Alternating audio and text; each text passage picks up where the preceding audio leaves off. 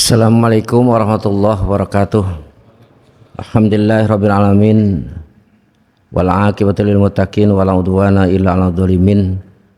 Wassalatu wassalamu ala asyrafil anbiya'i wal mursalin sayyidina maulana Muhammadin wa ala alihi wa sahbihi wa man tabi'ahu bi ihsanin ila yaumiddin, amma ba'du.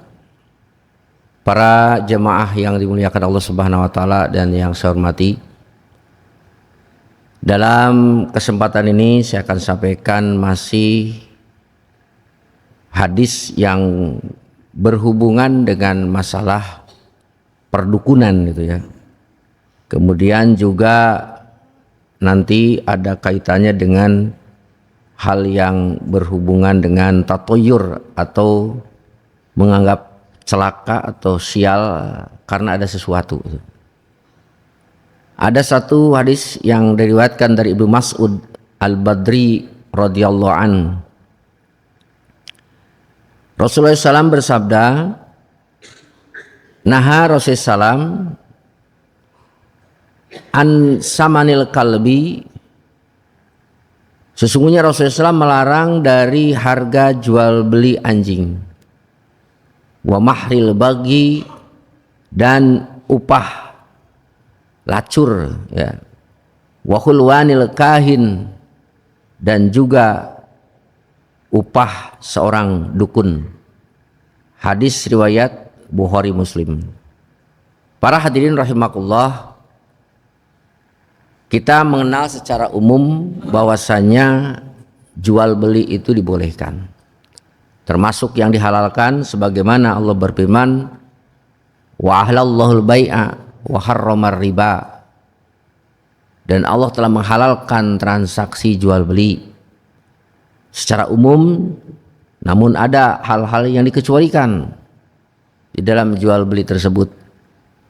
Di antara yang diharamkan jual beli adalah barang yang dijualnya berupa barang najis ya, seperti menjual beli kotoran, itu kan najis, khamar najis. Nah, di antaranya yaitu jual beli binatang yang diharamkan dikonsumsi. Nah, di antaranya yang diharamkan dikonsumsi adalah anjing. Nah, kalau seseorang menjual ataupun membeli, maka transaksinya itu batal. Ya. Kemudian kalau tetap dilakukan, uangnya diambil, maka uangnya pun termasuk uang yang haram. Begitu juga dengan jual beli arak, ya, jual beli benda-benda najis lainnya. Karena ada satu kaidah dalam fikih dikatakan, kullu ma haruma ahzuhu haruma i'tauhu. Setiap sesuatu yang diharamkan diambilnya, maka haram diberikannya. Ya, itu kaidahnya. Setiap sesuatu yang haram diambil, maka haram pula memberinya. Nanti kesananya masuk di situ suap menyuap. Ya. Para hadirin rahimakumullah, kemudian juga di samping yang diharamkan transaksi jual beli anjing, ada juga ya apa yang diambil dari hasil perbuatan haram. Nah, di antaranya di sini Nabi menyebutkan mahril baghi. Siapa baghi itu? Pelacur. Ya. Jadi apa yang diambil oleh pelacur itu, maka uangnya uang haram. Jadi ada dua dosa yang dilakukan oleh pelacur. Satu, lacurnya. Yang kedua, uang yang dikonsumsinya pun haram. Jadi nanti semakin bertumpuk-tumpuk dosa itu.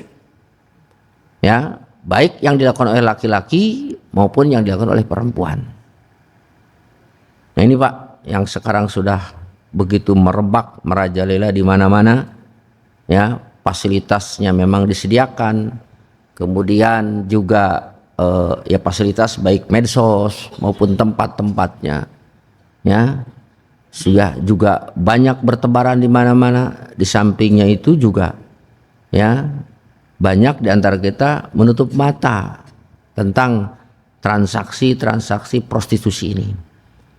Ya. Nah ini yang kedua. Yang ketiga adalah wa khulwanul kahin.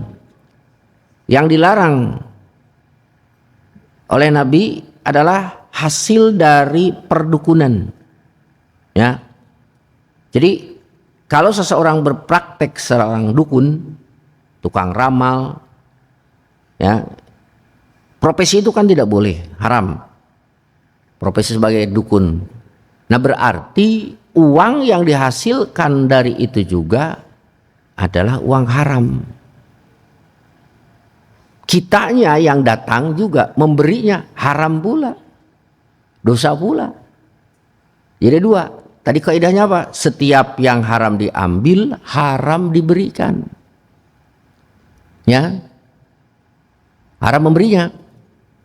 Jadi dua lagi dosanya datang ke dukun tuh. Satu datangnya, kemudian yang kedua uangnya yang diberikan.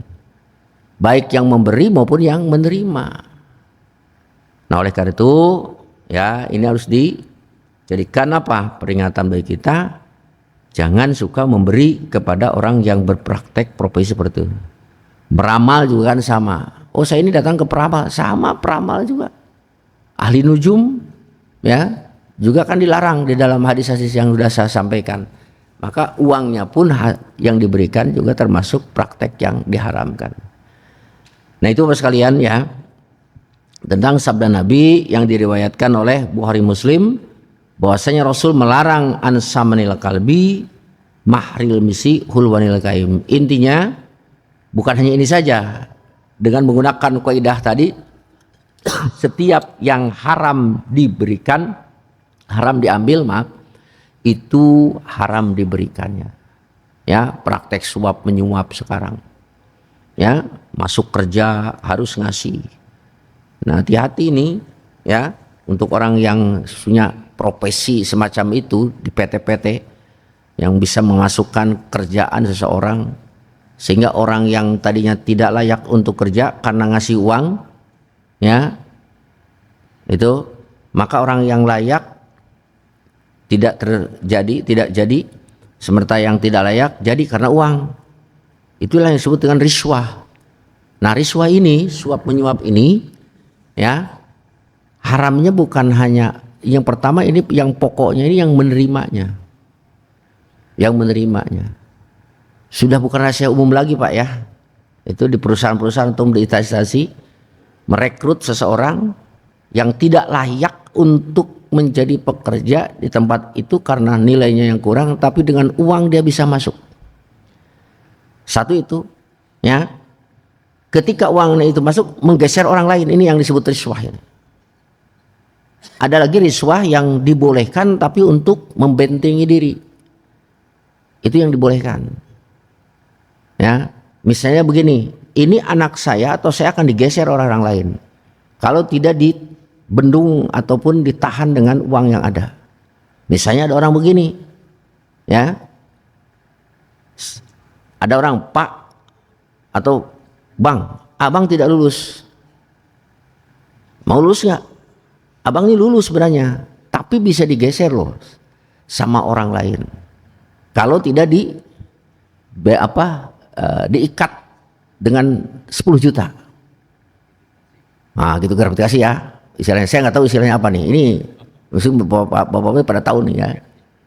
Oh iya, saya siapkan, tapi jangan digeser. Ya aman kalau memang ngasih. Ini ada orang yang siap nih, nggak lulus dia, tapi berani 15 juta. Gimana nih? Ya udah saya siap. Nah, yang memberinya tidak haram karena dia melindungi diri. Tapi yang memberinya ini, yang menerimanya ini, ya bagaimanapun juga dia haram, riswah itu. Nah yang bahayanya kalau ini tidak, aduh Pak saya nggak bisa Pak, saya mah cuma segini aja. Kalau memang saya lulus dengan nilai saya untuk kasih uang seperti itu nggak bisa. Ya udah kalau begitu digeserlah si yang tidak masuk dengan uang 15 juta. Ini haram, yang memberinya pun haram. Gaji yang diperolehnya setiap bulan gaji haram. Itu yang uang 15 juta itu, gaji haram itu. Selama bekerja di tempat itu. Coba Pak, berpuluh-puluh tahun itu kita makan gaji haram itu. Ya, sampai pensiunnya juga uang haram. Ya. Makanya hati-hati akad riswah ini, ya. Jadi riswah itu apa? Ibtalul haq, itu yang diharamkan. Kalau ihqaqul batil, mempertahankan kebenaran, menyingkirkan kebatilan, itu yang diperbolehkan. Ya. Nah, ini hati-hati dengan kaidah setiap yang haram diambilnya, haram diberikannya. Jadi kita harus tahu ketika memberi ini, bagaimana nih? Akan digunakan apa ini uang ini? Oh, mau dipakai judi, oh mau dipakai mabuk, oh mau dipakai zina, oh mau dipakai ini. Jangan diberikan. Ya. Karena dia akan menggunakannya untuk cara yang haram. Ahzuhu, haram mengambilnya, haram memberikannya. Kita beralih kepada bab yang lain tapi masih ada hubungannya, yaitu babun nahyi anit tatoyur, bab larangan tatoyur. Tatoyur ini menganggap akan timbul celaka atau beranggapan telah terjadi kecelakaan, keburukan karena sesuatu. Nah, itu yang tatoyur. Diambil dari to'ir, to'ir itu burung. Ini sudah ya bulan kemarin. Jadi kalau dia melihat ada burung, misalnya burung gagak hitam, hinggap di atas genteng, wak, wak, wah, ini alamat nih. Ya, ciciren kalau orang Sunda gitu. Ya, sepertinya nih akan ada sesuatu bencana menimpa, ya, penghuni rumah itu. Atau mungkin bisa nih, saya juga kena nih. Ah, ini Pak yang disebut dengan tatoyur itu. Ya, asalnya dari situ. Lalu merembet kepada yang lain, menganggap sial karena sesuatu, bukan hanya burung saja. Misalnya ada kucing, ya, wak, wak, wak, wak. Nah, kucing, meong, meong. Waduh, ini ada apa nih ini? Ya, ada sinyal nih kucing nih, ya Pak ya. Nah, itu Pak yang dilarang di dalam Islam. Nah, ini Rasulullah SAW dari Anas radhiyallahu anhu qala Rasulullah SAW la adwa, tidak ada penularan penyakit, wala tiarota, tidak ada kesialan, ya, dari sesuatu. Jadi jangan menganggap sial. Jadi la adwa teh jangan menganggap adanya penularan. Wala tiarota, jangan menganggap sial karena burung ataupun yang lainnya. Wa yujibunil fa'lu, yang menakjubkan aku itu adalah fa'l. Para sahabat bertanya, qalu wa mal fa'l, apa itu fa'lu ya Rasulullah? Rasul menjawab, kalimatun thayyibah, kalimat yang bagus atau kata-kata yang bagus. Hadis riwayat Bukhari Muslim, muttafaqun alaih. Nah, dari sini hadirin rahimakumullah, baginda Rasulullah SAW melarang, mengiktikadkan, ya, itu penularan penyakit kepada orang yang sehat dengan disebabkan bergaulnya atau bersatunya orang yang sakit dengan orang sehat.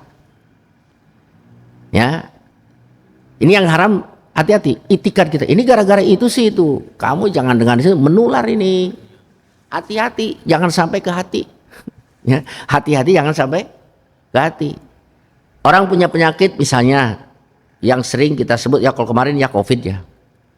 Ya, ataupun sekarang mungkin yang menular itu misal penyakit TBC ya. Ya. Sehingga diisolasi, sehingga jangan duduk dengan orang itu, awas, itu menular. Nah, bahasa itu boleh diucapkan hanya dengan lisan, jangan sampai tembus ke hati. Dilarang kita mengiktikadkan, ya, penyakit itu menular dari orang sehat, orang sakit, maaf, kepada orang sehat. Ya. Kecuali penularan itu kita iktikad dengan takdir Allah, ya. Ya, ini di sini juga pakai tauhid. Kalau ada toh, oh iya Pak Ustadz itu kan ini orang sehat. Misalnya kalau saya santri itu ya, ini belekan. Santri ini jadi belekan nih gara-gara ya santri yang satu ini. Seringnya penyakit pesan itu budukan. Ini gara-gara si anu budukan. Secara medis mungkin seperti itu.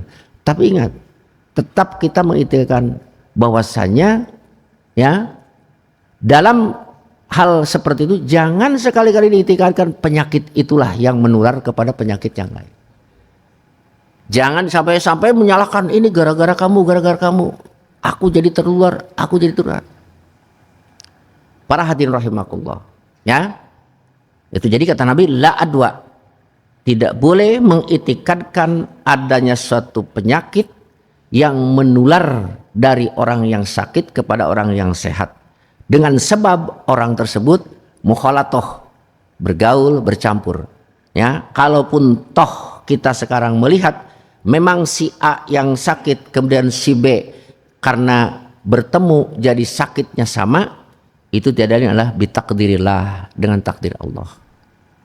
Ya. Nah kemudian juga yang berikutnya adalah Rasulullah SAW mengatakan la tiarota, jangan menganggap adanya kesialan, ya, kesulitan, kesialan, malapetaka disebabkan karena sesuatu benda. Misalnya tadi karena apa? Ya, karena burung. Wah, ini ada burung. Pantesan nih. Celaka nih. Tadi malam saya dengar tuh ada burung ini bunyinya begini. Itu tidak boleh. Ya. Kita harus kembalikan semuanya bitakdirillah. Dengan apa? Qada qadar Allah menentukan. Ya, sakitnya karena si anu, celakanya karena takdirnya Allah. Ya. Nah ini para hadirin rahimakumullah, kemudian berikutnya kata Nabi, ya, wa yuzibunil pa'lu, yang menakjubkan kepada adalah pa'lu.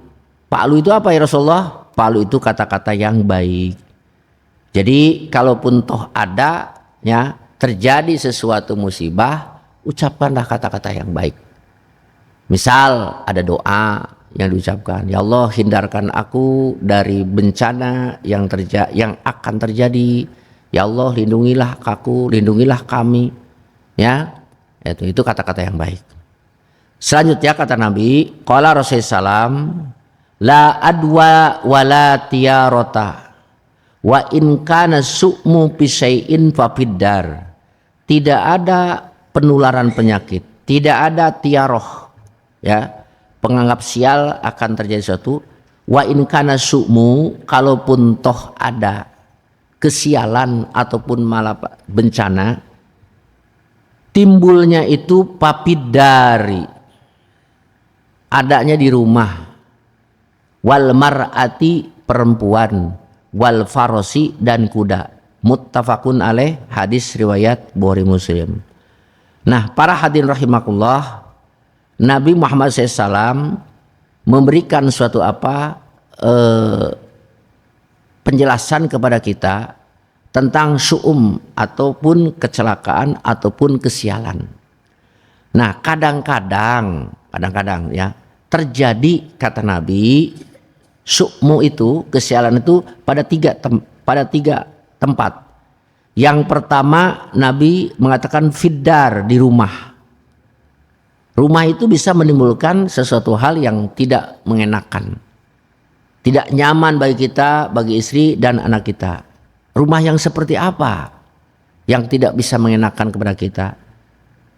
Di antaranya jarusu, punya tetangga yang buruk. Ya. Itu. Jadi kalau kita tinggal di suatu tempat, kita punya tetangga kiri kanan perilakunya sangat buruk sekali kepada kita, itu akan membuat apa? Yang membuat su'mu, ya, kesialan secara syariat, secara kasat ya. Atau kita kembalikan ya kepada takdir Allah juga ya. Itu makanya Nabi Muhammad SAW sudah mewanti-wanti dari berbagai hadis, man kana yu'minu billah wal yaumil akhir falyukrim jarahu. Barang siapa yang beriman kepada Allah dan hari akhir, hendaklah memuliakan tetangganya. Jangan sampai membuat tetangga itu merasa tidak nyaman. Ya. Karena ada tetangga yang membuat tidak nyaman kepada tetangga yang lainnya. Bahkan ada juga sabda Nabi yang paling keras, yang saya katakan paling keras yang hubungan dengan tetangga ya. Wallahi la yu'minu, wallahi la yu'minu, wallahi la yu'minu. Kalau diterjemahkan secara tekstual, demi Allah tidak beriman. 3 kali itu. Tapi kalau diartikan dengan secara majaz, kata kiasan, demi Allah tidak sempurna imannya. Demi Allah tidak sempurna imannya seseorang. Para sahabat bertanya, siapa ya Rasulullah? Orang yang tidak sempurna imannya. Rasul menjawab, al-jar la ya'manu bawa ikahu. Seorang tetangga yang tidak nyaman, tidak aman dari gangguan tetangganya. Nah itulah yang membuat kesialan tetangga yang lain karena tetangga yang buruk. Oleh karena itulah, maka penting sekali kita berbuat baik kepada tetangga. Ya, bagaimanapun juga tetangga itu nantinya akan memberi manfaat kepada kita pada saat kita sedang dihimpit masalah. Misal kalau ada orang sakit, kita sakit. Siapa yang pertama kali membantu? Mungkin tetangga kita, kiri kanan kita, depan kita. Saudara kita kan mungkin jauh-jauh. Maka dialah yang menolong kita saat kebakaran mungkin. Pokoknya saat apa aja lah. Jadi oleh karena itu berbuat baiklah sama tetangga. Ya. Kemudian yang berikutnya kata Nabi, kesialan itu muncul pada apa? Yang kedua kata Nabi, wal mar'ati. Nah, itu wal mar'ah. Jadi perempuan ini oleh Nabi ya sebagian dari ya yang membuat kesialan. Ya. Apakah semua? Oh tidak, ibu-ibu jangan dulu kaget ya Bu ya. Ya, siapa su'mul mar'ah yang membuat kesialan itu? Kata Nabi sendiri nih, beliau mengatakan salah satun minas saqa. Ada 3 yang membuat apa tuh? Ya, orang sial hidupnya. 1 diantaranya al mar'atu taroha tak suka. Perempuan, ya. Perempuan yang mana? Perempuan yang misalnya tidak bisa mengandung. Itu akmu rahmiha. Akmu rahmi itu bagian daripada ya kerugian bagi seorang laki-laki. Ya. Jadi oleh karena itu makanya Nabi menganjurkan kepada kita tanakahul walud wal wadud. Nikahilah perempuan-perempuan yang walud. Walud itu apa? Perempuan-perempuan yang bisa reproduksinya cukup bagus, bisa menghasilkan anak banyak ataupun dikatakan subur. Ya, tidak jadi masalah dan malah bagus kalau seorang laki-laki mau menikahi perempuan mengajak dulu ke bidan ataupun dokter kandungan. Gak masalah Pak. Mau apa? Saya pengen tahu bagaimana menurut medis dokter ya kandungan ini isi saya subur nggak? Wah periksa oleh dokter, waduh Pak ini punya kista, ini punya ini akan susah hamil. Udah ya nggak jadi kawinnya karena Nabi menurutnya walud. Kalaupun toh tidak begitu biasanya bisa dilihat dari turunannya ibunya ya kan. Nah ini anak siapa nih? Waduh, tanya Dek, anak keberapa? Saya anak ke-15 Bang. Wah ini, kalau biasanya anak ke-15 berarti, terus punya kakak? Oh kakak saya ini perempuan, anaknya berapa? 10. Berarti ini walud nih, orang subur nih. Turunannya juga demikian. Itu biasanya begitu Pak ya, menurut adat. Ya, tapi kalau anak Pak, anak tunggal pun ada ini anak tunggal nih, jangan-jangan nih saya biasanya itu anaknya juga kesannya paling punya anak 1, 2.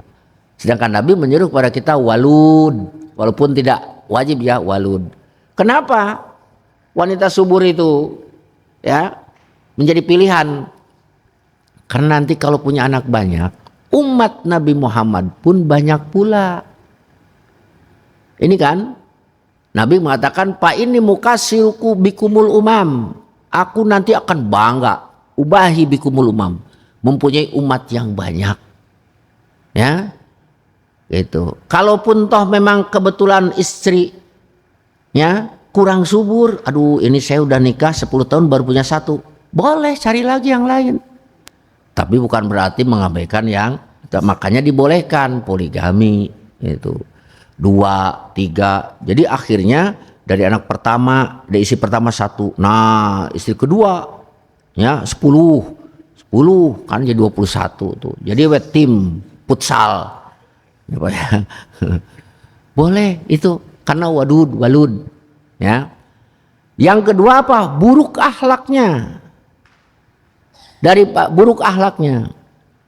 Bagaimana buruk akhlaknya itu? Di antara keburukan akhlak seorang istri, kata Nabi, yakpurnal asyir. Apa yakpurnal asyir? Kufur kepada suami. Artinya tidak suka bersyukur, berterima kasih atas nafkah yang diberikan. Ya, merasa kurang, terus banyak tuntutan. Bang, minta ini tuh, tetangga sudah kebeli kulkas 4 pintu, masa kita masih 2 pintu? Ya kan begini Bu, ya cari dong gimana kek. Nah, dapat sedikit dimarahin ya gitu. Padahal dia sedang berjuang di jalan itu, mobilnya bocor, hujan ya, petir lagi menyambar, nggak pernah kan minta bantuan sama istri di rumah ya. Perjuangan luar biasa. Nah ini Pak, jadi yakpurnal asyir. Nah ini yang membuat sial bagi syu'mun, bagi seorang laki-laki. Yang terakhir apa? Al-farsu, kata Nabi. Kesialan itu terjadi biasanya pada kuda. Kuda itu yang mana sial? Di mana tidak digunakan, satu itu. Terus banyak memakan biaya.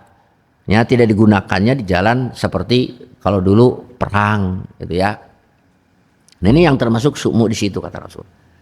Ya, jadi ada 3 yang bisa terbukanya apa? Su'mu. Nah kemudian berikutnya kata Rasul ada 2 hadis lagi. Anna nabiyya kana la yatatayyaru, rawahu Abu Daud. Menurut Buraidah, Rasul tidak pernah menganggap sial kepada sesuatu. Ya, dari benda ataupun dari benda hidup ataupun benda mati. Jadi bukan karena itu Pak ya. Makanya jangan terlalu, bahkan tidak boleh kita berpegang kepada ramalan itu di situ. Karena suka dikait-kaitkan dengan hal-hal yang tidak logis gitu ya. Nah, contoh seperti tadi burung atau binatang-binatang lainnya. Nah selanjutnya dari Urwah bin Amir. Ya. Rasulullah SAW zukir toyroh inda Rasulullah SAW. Kata Buraidah, diceritakan toyaroh di sisi Rasul. Jadi ada seorang sahabat menceritakan, tadi saya mendengar burung pas di depan saya ketabrak. Nah gitu ya, saya celaka. Jadi mengaitkan kecelakaan itu karena kejadian, karena burung atau yang lainnya. Kata Rasul, ahsanuhal fa'lu, sebaiknya jangan toyaroh. Apa itu? Al fa'lu yang baik. Wala taruddu musliman. Ya, toyaroh itu tidak akan mencelakakan orang muslim. Fa idza ra'a ahadukum ma yakrahu, apabila salah seorang kalian melihat sesuatu yang tidak disukai. Seperti tadi ada burung ya Pak ya, misalnya berbunyi yang tidak layak, atau ada binatang apalah, kejadian apa, cobalah ucapkan yang baik seperti ini. Kata Rasul, Allahumma la ya'ti bil hasanati illa anta, wala yadfa'us sayyiati illa anta, wala haula wala quwwata illa bik. Ya, ini doa dari Rasul yang disebut dengan Pak Lu tadi. Allahumma la ya'ti bil hasanati illa anta, wala yadfa'us sayyiati illa anta, wala haula wala quwwata illa billahil aliyyil azim. Ya, saya ulang lagi. Allahumma la ya'ti bil hasanati illa anta, wala yadfa'u bis sayyiati illa anta, wala haula wala quwwata illa billahil aliyyil azim. Artinya, ya Allah, tidaklah yang tidak ada satupun yang mendatangkan kebaikan kecuali engkau. Wala yadfa'u bisayyiati wala yadfa'u sayyiati, tidak ada yang menghindarkan keburukan kecuali engkau. Wala haula wala quwata illa billah. Itu. Jadi kalau ada misalnya tadi ada burung yang kuak kuak, burung gagak atau burung hantu, ucapkan ini, Allahumma la ya'ti bisal hasanati illa anta wala yadfa'u sayyiati illa anta wala haula wala quwata illa billahil aliyil azim. Nah, itu adalah terapi atau doa dari Rasul yang disebut paklu ketika kita melihat sesuatu ya keanehan yang tidak lumrah terjadi. Ya. Kemudian terakhir barangkali ini juga tadi ya terakhir ya, hadis-hadis yang berhubungan dengan kita tidak diperkenankan untuk apa? Kesimpulannya menganggap sesuatu itu dijadikan sandaran atau dijadikan itikad bisa membahayakan ataupun merugikan kepada kita. Segala sesuatu terjadi karena Allah. Oleh karena itu pula mohonlah perlindungan kepada Allah Subhanahu wa taala. Kita mohon perlindungan kepada Allah, maka Allah juga yang akan memperhatikan kita. Tambahan, barangkali kita ini orang yang suka melaksanakan sholat subuh berjamaah. Kalau orang yang suka melaksanakan sholat subuh berjamaah tidak pernah ketinggalan kecuali ada uzur, itu sudah dijamin oleh Allah keamanannya, kenyamanannya. Berdasarkan sabda Rasul, yang sholat subha fi dhimmatillah, barang siapa yang sholat subuh berjamaah itu berada dalam tanggungan jaminan Allah. Jadi Allah yang membuat asuransinya kepada kita, ya, yakinlah itu. Ya, mudah-mudahan apa yang saya sampaikan ini bermanfaat dan kita pun tetap diberikan kesehatan, kekuatan untuk menjalankan ibadah yang lain di bulan Ramadan selain puasa. Jangan lupa ya, kita tidak hanya puasa saja di bulan Ramadan ini, aktifkan aktivitas kita dengan hal-hal yang positif. Sering berinteraksi dengan Al-Qur'an, mendengarkan tausiah dari para ustadz-ustadz ataupun ulama-ulama yang mumpuni ya, yang sekarang aksesnya banyak sekali ya Pak ya. Nah, itu juga bagian daripada memperbanyak amal soleh. Allahumma fiqh rahmatullahi. Wassalamualaikum warahmatullahi wabarakatuh. Waalaikumsalam warahmatullahi wabarakatuh. Mungkin dari penjelasan tadi ada yang belum dipahami.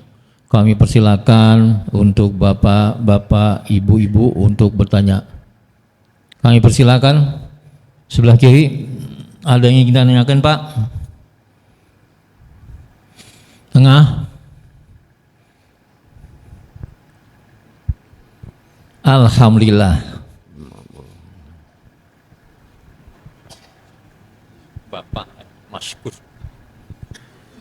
Assalamualaikum warahmatullahi wabarakatuh. Waalaikumsalam warahmatullahi wabarakatuh. Sekarang ini kelihatannya termasuk kita-kita ini ada yang sangat terpengaruh dengan adanya Valentine Day gitu.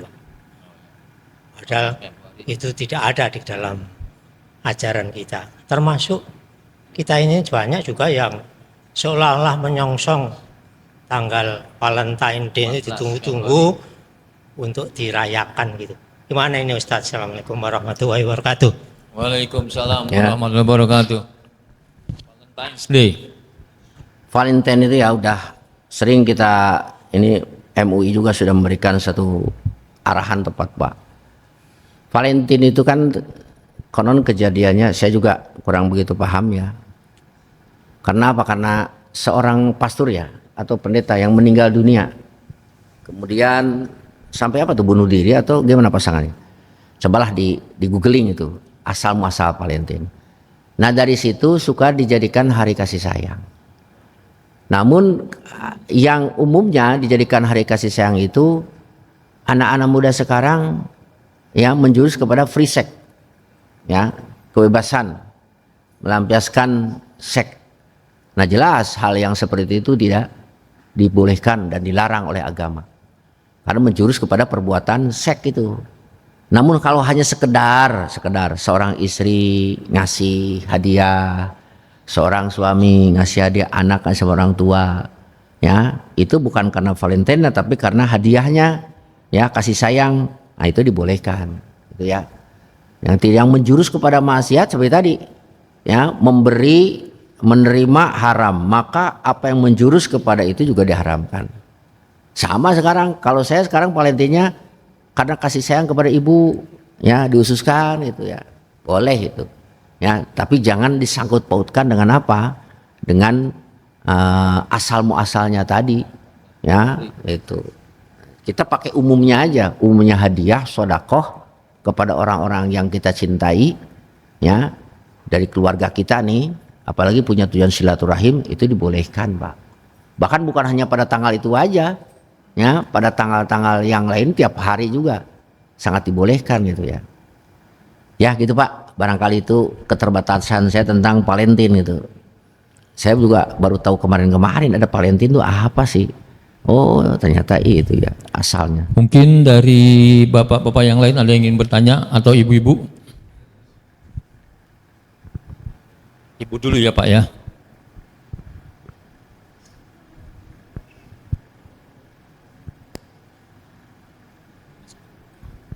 Bismillahirrahmanirrahim. Pak, saya mau nanya, seandainya yang soal sogok menyogok tadi, seperti membuat SIM atau mau menikahkan seorang anak, jadi kita mengambil jalur cepat, ibaratnya daripada menunggu lama perjalanannya segala macam, terus ditawarin dan kita mau, atau kita sendiri yang menginginkannya, itu gimana Pak? Sama tadi yang masalah sholat subuh berjamaah, itu untuk perempuan boleh apa tidak? Terima kasih. Wassalamualaikum warahmatullahi wabarakatuh. Waalaikumsalam ya. Ya, ini bukan hanya masalah itu saja, banyak ya Pak ya, Bu.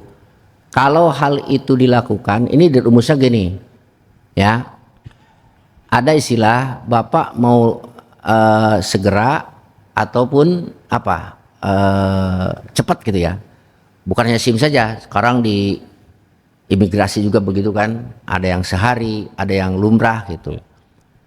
Nah ketika tidak, rumusnya ini tidak menggeser, tidak menyingkirkan orang lain, karena apa, ridho sama ridho itu diperbolehkan, gak apa-apa secara umum. Seperti kita sekarang kemana ke imigrasi, Bapak mau sehari 1 juta ya kan, 2 hari 800. Kalau mau ngantri sesuai dengan ini 350.000. Tinggal mananya saja kita mau, ya, gitu.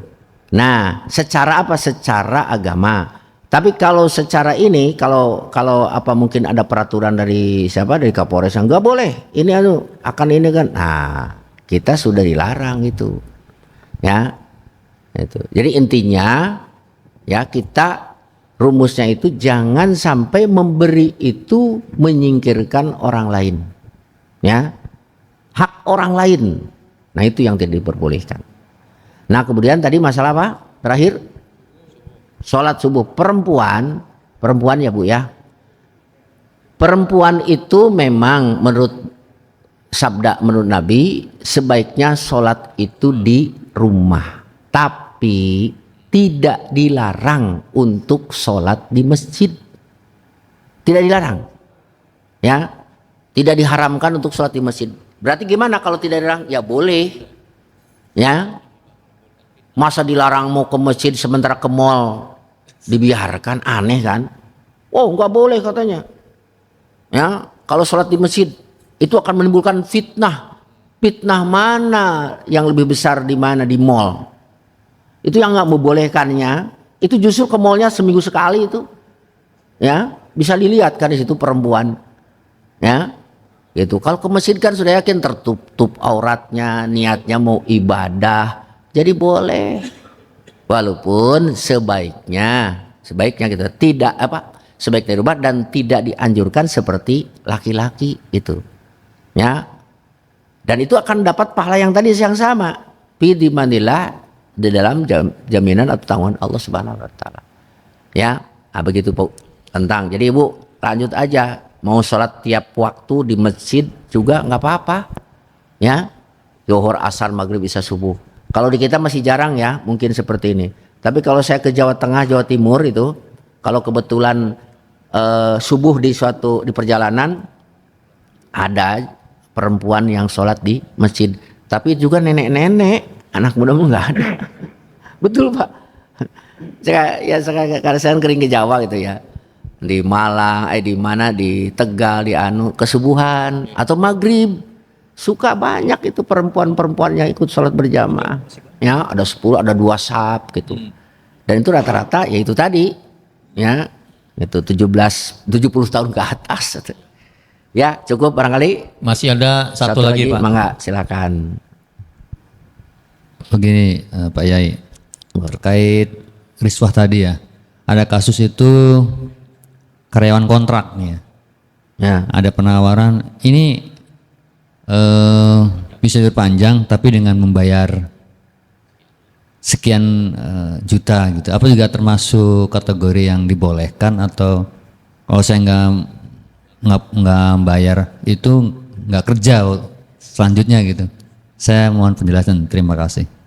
Ya gini Pak, ya sebagaimana saya intinya kita memberi yang termasuk riswah itu memberi dengan membatalkan atau menghilangkan hak orang lain. Itu ya, itu aja pokoknya, membatalkan atau menyingkirkan hak orang lain. Tapi kalau tidak membatalkan hak orang lain, malah mempertahankan hak kita, itu boleh. Kasusnya nih, misal sengketa tanah, orang sudah yakin betul ini sertifikatnya ada, apanya ada, tapi digugat oleh orang. Ya, main pengadilan, di pengadilan itu dia membayar, hakim jangan sampai membatalkan haknya, itu boleh. Ya, jadi mempertahankan hak itu dibolehkan, jangankan begitu, membunuh, ya, boleh kan? Kalau kita sekarang mempertahankan diri ini, mempertahankan harta, sampai orang mengancam mau membunuh, kita lawan, dan orang yang mau mengambil hak kita sampai terbunuh oleh kita, dibolehkan. Ya, itu mempertahankan harta, mempertahankan nyawa. Ya, itu. Jadi itu Pak, rumusnya mempertahankan. Maaf Ya. Ustadz, masih ada yang ingin bertanya, satu lagi. Boleh? Bismillahirrahmanirrahim. Assalamualaikum warahmatullahi wabarakatuh. Waalaikumsalam. Ini nggak jauh dengan masalah kesialan nih Pak Ustadz. Jadi begini, ada satu keluarga yang pada waktu itu dia lagi jaya-jayanya lah begitu ya Pak Ustadz.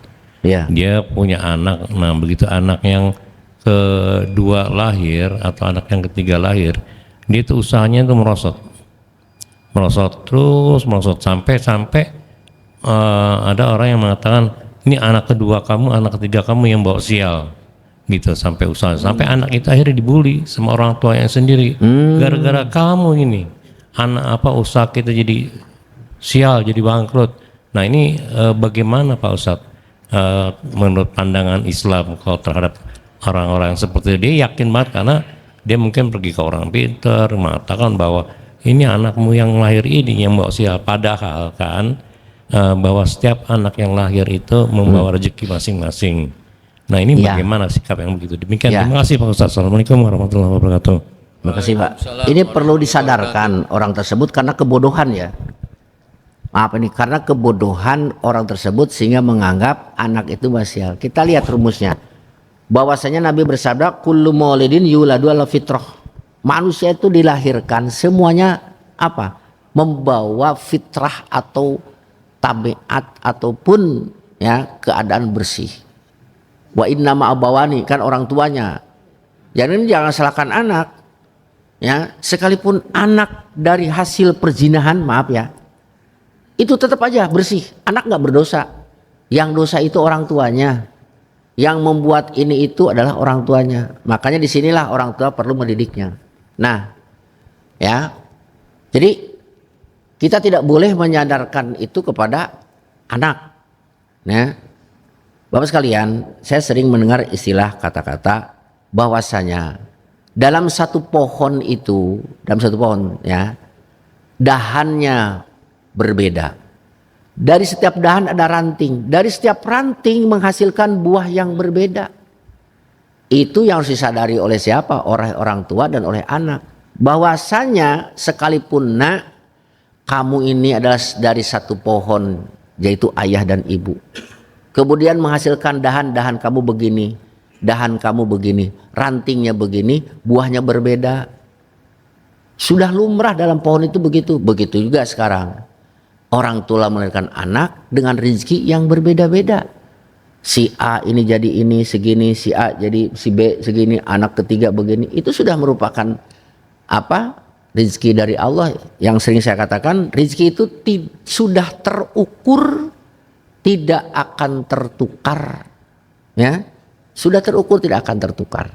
Jadi tidak boleh menyandarkan kesialan keluarga itu gara-gara anak ini jadi begini, nggak ada, ya. Yang itu harus diberikan pemahaman kepada kedua orang tuanya, ya. Barangkali cukup karena sayanya harus ini lagi taklim lagi sanlat.